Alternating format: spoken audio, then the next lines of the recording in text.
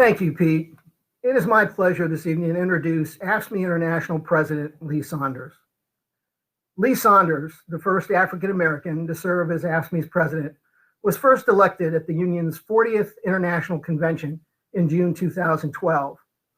Just last month, Lee was reelected by acclamation to his third term as the international president of AFSCME and its 1.4 million members at the union's 44th International Convention. Lee grew up in a union household in Cleveland, Ohio. This inspired him to join the Ohio Civil Service Employees Association when he began working for the Ohio Bureau of Employment Services in 1975. Lee's father was a bus driver and a member of the Amalgamated Transit Union, and his mother was a community organizer who, after raising two sons, returned to college and became a community college professor and a member of the American Association of University Professors. Saunders began his career with AFSCME in 1978 as a labor economist, but Lee formerly served in a number of capacities as AFSCME's elected secretary-treasurer, assistant director of research and collective bargaining services, director of community action, and deputy director of organizing and field services. Lee also served as the executive assistant to the president of AFSCME and was responsible for managing what is acknowledged to be one of the most effective political and legislative operations in the history of the American labor movement. Under President Saunders' leadership, AFSCME launched a program called AFSCME Strong that builds power through internal and external organizing and recognizes the individual contributions AFSCME's members make to serving and strengthening their communities.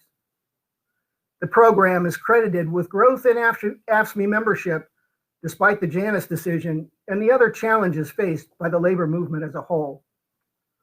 Most recently, Lee Saunders has been a national leader on issues ranging from the need to protect, recognize, and reward essential workers who have kept our economy and communities going during the pandemic, the need to end systemic racism and social injustice, and the need to pass the HEROES Act to get additional relief to working families adversely impacted by the virus and to state and local governments struggling to retain public sector workers and provide vital public services.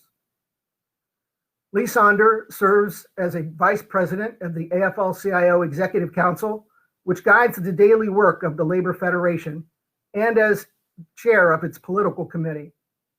He is an at-large member of the Democratic National Committee, president of Working America, and treasurer of the Leadership Conference on Civil and Human Rights. Lee also serves as a board member of Priorities USA and the Democracy Alliance. Lee Saunders received a Master's of Arts degree from The Ohio State University in 1974, a year after earning his Bachelor's of Arts degree from The Ohio University.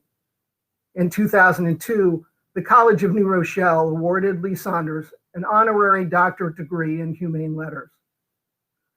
Lee and his wife Lynn live in Washington, D.C. and have two sons, Lee Jr. and Ryan, and two grandchildren.